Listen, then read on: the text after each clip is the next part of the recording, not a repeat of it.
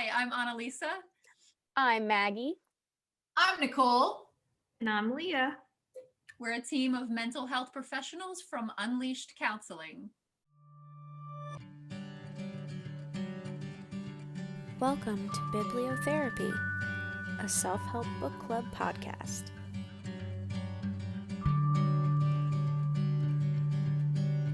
Let's book it. How do we start? Like that. Hi, everybody.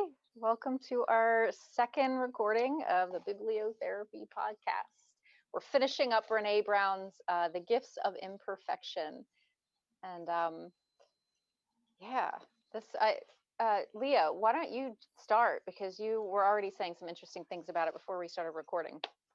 Yeah, I was very excited to start talking about this. So I've had a busy couple weeks, and so I knew that I had to do some more reading with this, and I was excited to do it, but I kind of wanted to space it out a little bit, not overwhelm myself with like the next or the last half of the book. And I read it just all the way through. I could not stop. There was so many things that she was talking about that I was relating to, especially in the moment of being overwhelmed with, school and work, and feeling like I wasn't allowing myself to like be with myself, and I think even just reading and doing something like this helped.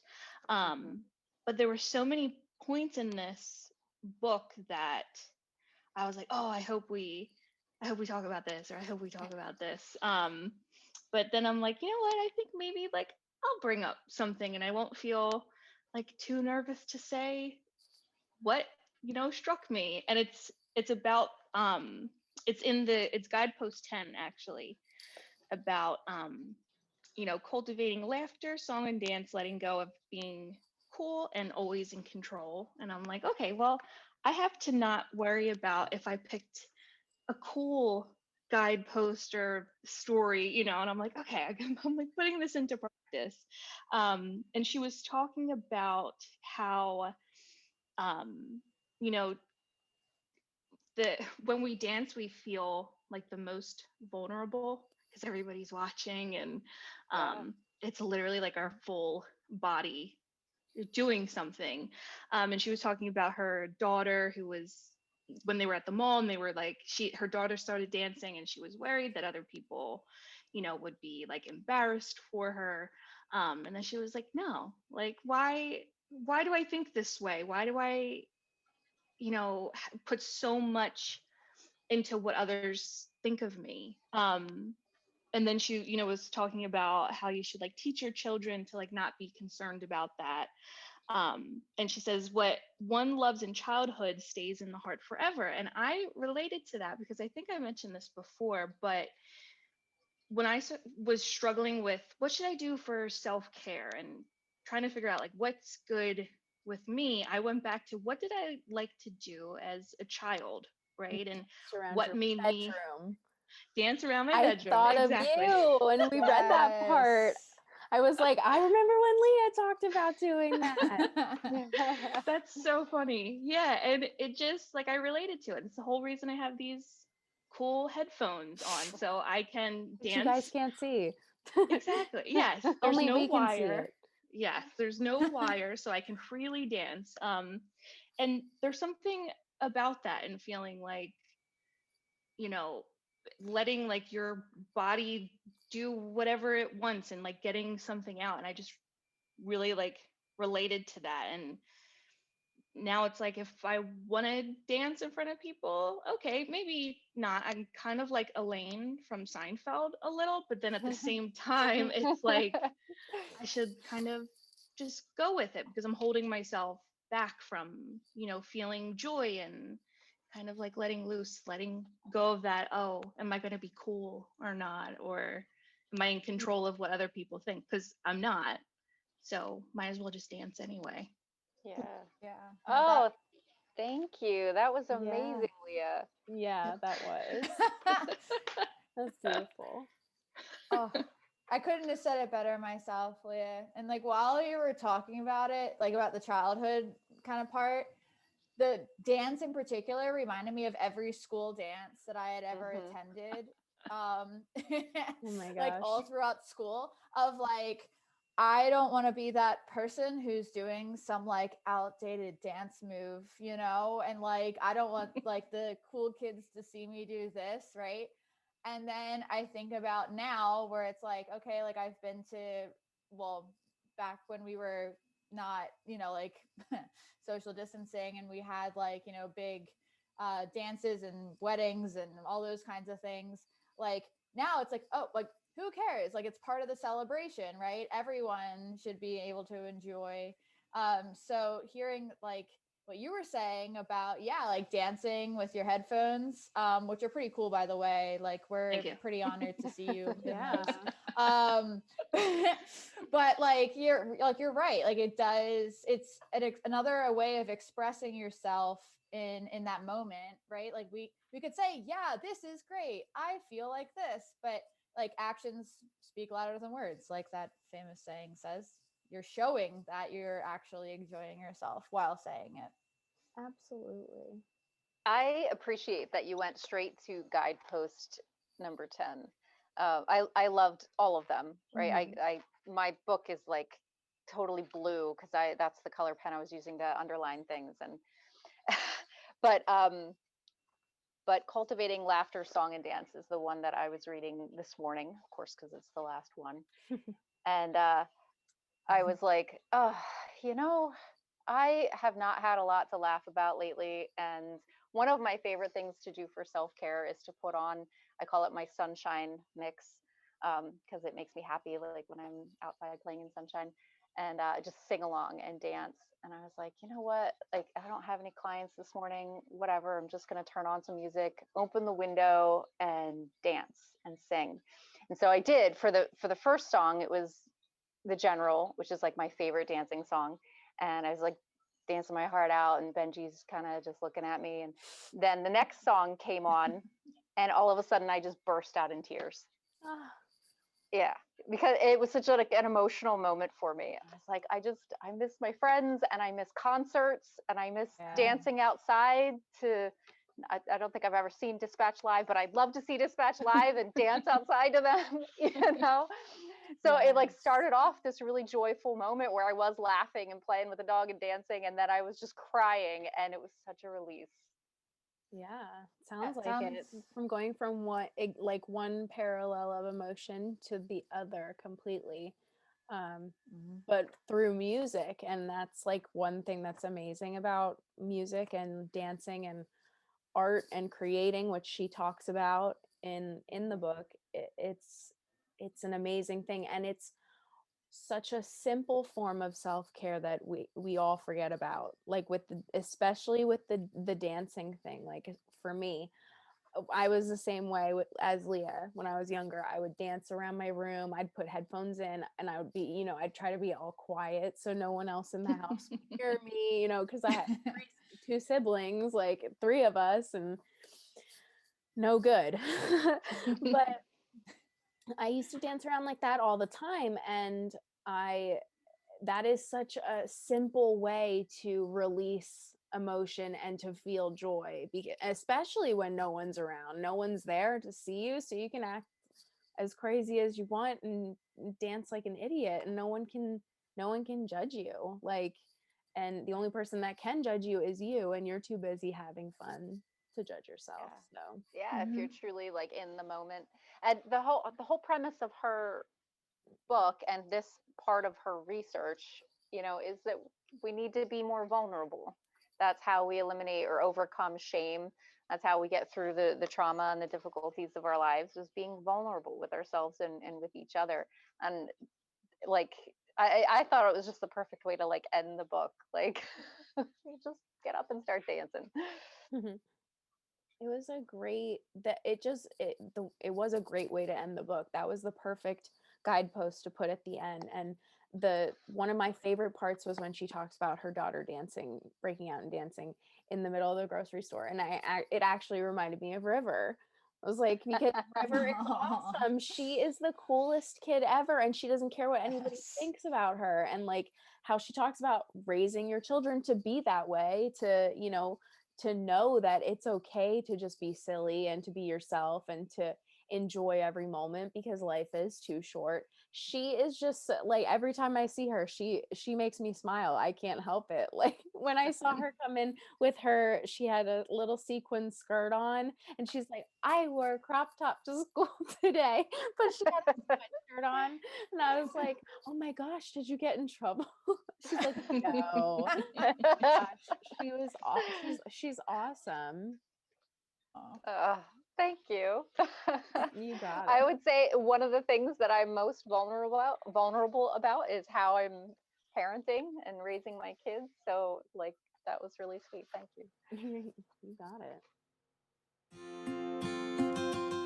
Hey listeners, after you're done listening, check out our awesome guide that is jacked full of ideas to practice self-care. Here's why you should grab up your free guide now. Because we love you. Because you deserve a break. Because if you continue to go at the pace you're going, you'll burn out. Because you may actually have forgotten how to do self-care. What are you waiting for? Head over to selfcaretips.org/free guide and give yourself permission to do that thing that makes you happy.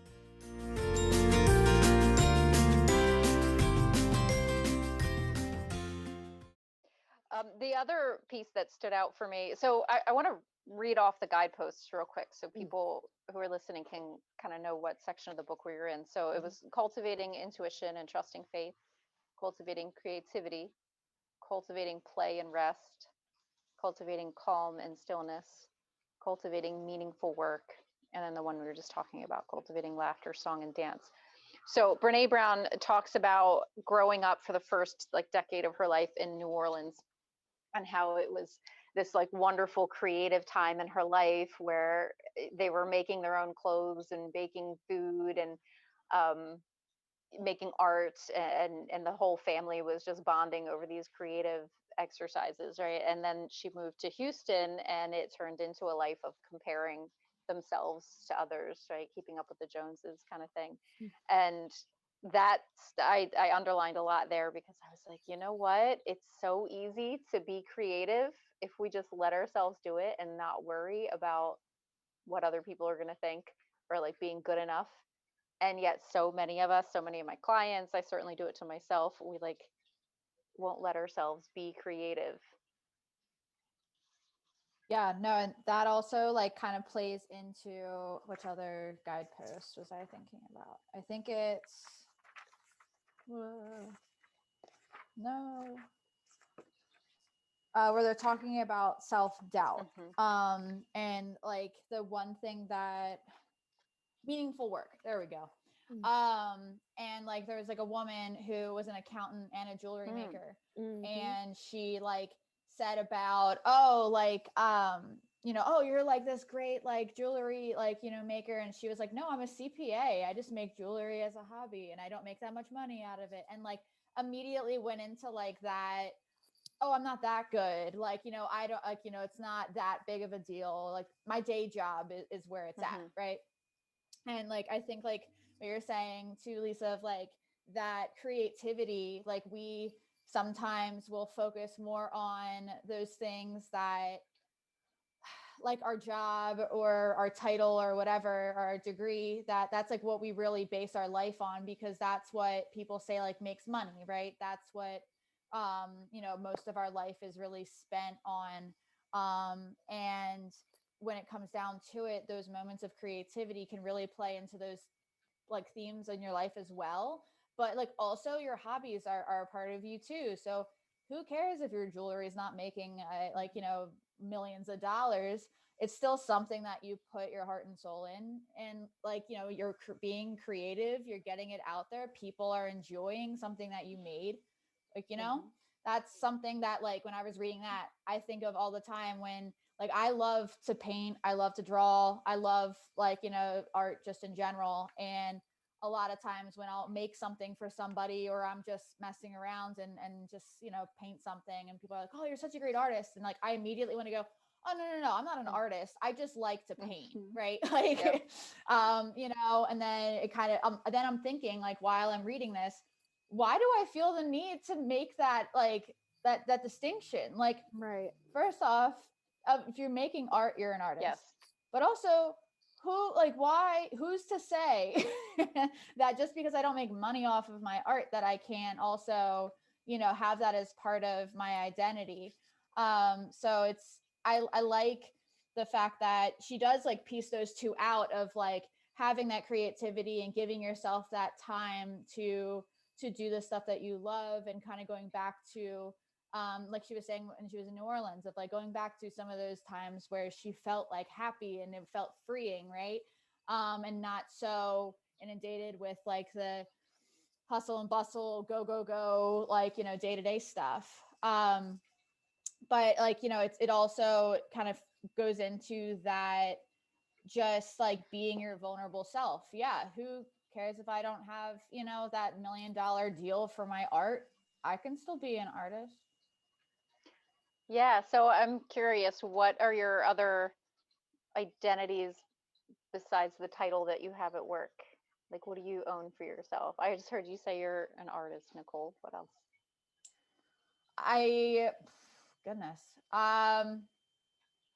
Well, I'm a partner, right? I'm with my lovely partner. I am a daughter. I'm a friend. I'm a counselor. Not just in the session room. I'm a nurturer. I am naturally a helper. I'm a dog mom. And I'm a Harry Potter lover. And I think all of those are important, because they express different parts of yourself. And you know, it kind of takes us out of that box of like, you know, just our lives are not just meant to be productive in the sense of being for a company, you know. Here, here.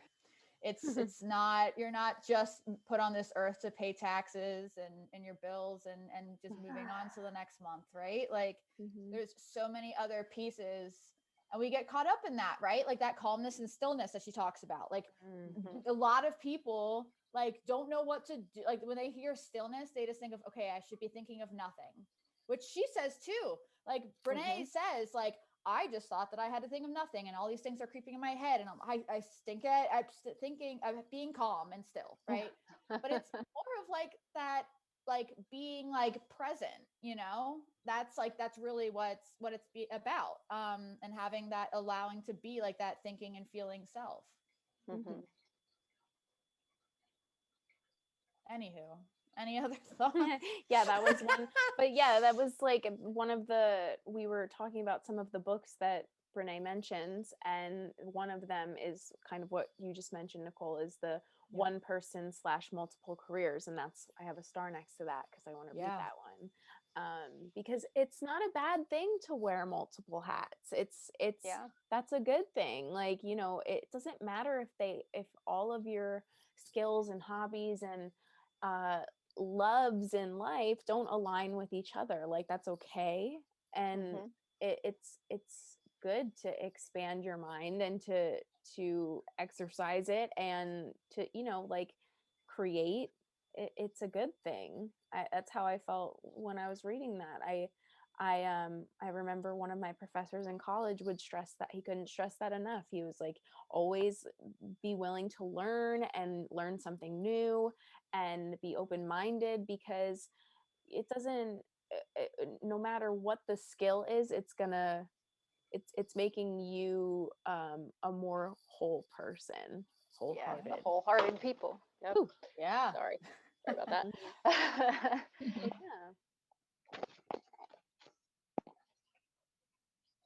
Yeah, I appreciated that she pointed out that most people don't necessarily make a living at the things that give them that like spiritual fulfillment, and that's okay. And you just have to have a little bit of discipline and be willing to wear multiple hats, right? Have multiple jobs or hobbies or whatever. Yeah, I've heard that a lot of like people trying to find that meaning and like in their job, and then like feeling burnout, or like that the job's not for them, or like having a lot of like concern in like that one like for everyone who's listening, Maggie is literally pointing to herself. But and like I think a lot of us have had that moment too of like, man, like, is this job fulfilling like my whole entire life? Well, it shouldn't. Like Yes. it's only one part of your life. Like, it's okay Exactly. if you're listening right now. It is okay if your job is not giving you 100% complete joy. That's what like the rest of life is for. Yeah. Like the connections you make, and you know, the hobbies that you have, the books you read, the music you listen to, like all of those things should also be bringing you joy.